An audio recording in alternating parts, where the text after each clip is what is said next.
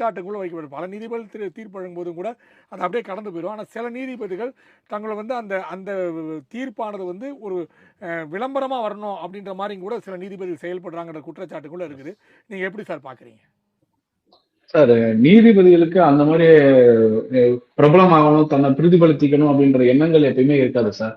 அந்த வழக்கோட சாராம்சம், அது அந்த வழக்குகள் கடந்து வர பாதைகள், அதனுடைய கோபத்தை எப்படி வெளிப்படுத்துற அவர் வந்து இப்ப நம்ம வந்து அபிடவிட் சப்மிட் பண்றோம். அதை வந்து பாத்தீங்கன்னா அவங்க படிச்சு பார்த்தே தெரிஞ்சுக்கலாம். என்னன்னா நம்ம பிரைவேட்ல என்னென்ன கேட்டிருக்கோம் அப்படி இருந்தாலும் ஒரு அட்வொகேட் எதுக்காக ஆர்கியூ பண்ணான்னு தன் முன்ன இருக்கான வாதகங்களை எடுத்து உரைக்கிறதுக்காக அந்த மாதிரி அந்த வழக்குகள் கடந்து வர பாதைகள்ல ஒரு கருத்துக்களை சொல்லணும் அப்படின்னா எதிர்ப்பு தெரியணும், கண்டனங்கள் தெரிவிக்கணும் அப்படின்னா அது வெறும் ஜட்மெண்ட்ல இருந்தா அது தெரிஞ்சிடாது, வெளியே போவாது. அதை வந்து ஆழமா சொல்லணும் அப்படின்றதுக்காக ஒரு சில கருத்துக்களை தெரிவிக்கிறாங்க. இப்ப ஃபுல்லாவே ஜட்மெண்ட் கொடுத்தா அவங்களுக்கு வந்து எதுவுமே தெரியாது. அது யாரு அதுக்கு வந்து ஜட்மெண்ட்டுக்கு போய் சேரணுமோ அவங்களுக்கு மட்டும் தான் தெரியும். ஒரு கருத்தை நீதிமன்றம் சொல்லும் போது எல்லா தரப்பு மக்களுக்கும் அது போய் சேரும். இந்த விஷயம் தவறு அப்படின்றது தெரியும். ஒரு முக்கிய பொறுப்பு, நாட்டை திருத்துற பொறுப்பு நீதிமன்றத்துக்கு இருக்கு. அதனாலதான் அந்த மாதிரி கருத்துக்களை சொல்றாங்க. நீங்க பாத்தீங்கன்னா சார் சொன்ன மாதிரி திருப்பரங்குன்றம் சப்ஜெக்ட்டுக்கு வந்து அப்படின்னா ஜிஆர் சுவாமிநாதன் ஜஸ்டிஸ் வந்து தவறா வந்து புத்தகங்கள் வெளியிட்டாங்க. அது வந்து சார் சொல்ற மாதிரி கடந்து போகிட முடியாது இல்லையா?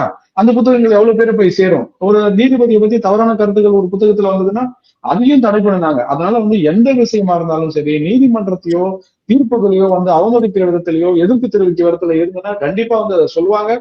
சொல்ல வேண்டிய கட்டாயம் நீதிபதிகளுக்கு இருக்கு. இந்த விஷயத்த சார் சொல்றாங்க, இதை கடந்து போகணும், இதை ஏன் நீங்க வந்து பெருசாக்குறீங்க சார்? இந்த விஷயத்த நீங்க இந்த டைம்ல விட்டீங்க அப்படின்னா அடுத்து சிபிஎஸ்சில வரும், அடுத்து வேற ஒரு சப்ஜெக்ட்ல வரும், வேற ஒரு புக்ஸ்ல வரும். அதை வந்து எந்த இடத்த இப்ப இதுக்கு ஒரு முற்றுப்புள்ளி வச்சுட்டோம்னா திருப்பி இந்த நீதிபதிகள் நீதிமன்றங்கள் ஊழல்ல இருக்கு அப்படின்றத யாருமே பேச மாட்டாங்க, பேசக்கூடாது அப்படின்றதுக்காக தான் இந்த விஷயத்தை எடுக்கிறாங்க. நீதிபதிகளுக்கு அவ்வளவு வேலைகள் பலுகள் இருந்தாலும் இந்த இந்த விஷயத்தை பத்தி பேச வேண்டியக்கான காரணங்கள் அதுதான். கண்டிப்பா தேவைகளும் இருக்கு.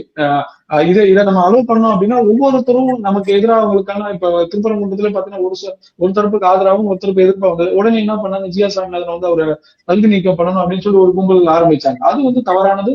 தவறான வழிமுறைகளுக்கு அதை கொண்டு போயிடும். அதை செஞ்சிருக்க கூடாது. அதை செய்யவே யாருமே செஞ்சிடக்கூடாதுன்றதுல கவனத்துல இருந்தனாலதான் இன்னைக்கு இது சின்ன விஷயங்கள் பெரிய விஷயம் தடுத்தாங்க. இது வந்து கேட்கக்கூடிய விஷயம்னா இது வந்து கடந்து போகக்கூடிய விஷயங்கள் அல்ல. இது வந்து ஒரு நீதிமன்றம் அப்படின்றது நம்ம இந்திய திருநாட்டோட பெரிய கட்டமைப்பு. இந்திய மக்கள், சாதாரண குடிமக்கள் எல்லாருமே எனக்கு இங்க போனா நல்ல தீர்ப்பு கிடைக்கும் அப்படின்னு நினைக்கக்கூடிய ஒரு இடம் நமக்கு வந்து ஒரு பெரிய மதிப்பு மிக்க ஒரு இடம்.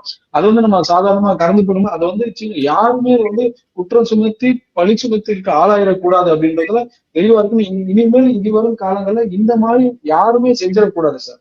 இது நீதிமன்றங்கள் இதை வந்து எடுத்து விவாதிக்க வேண்டிய விஷயங்கள் கண்டிப்பா இருக்கு. அதுதான் செஞ்சிருக்காங்க. இது 100% ஒரு சரியான விஷயம்.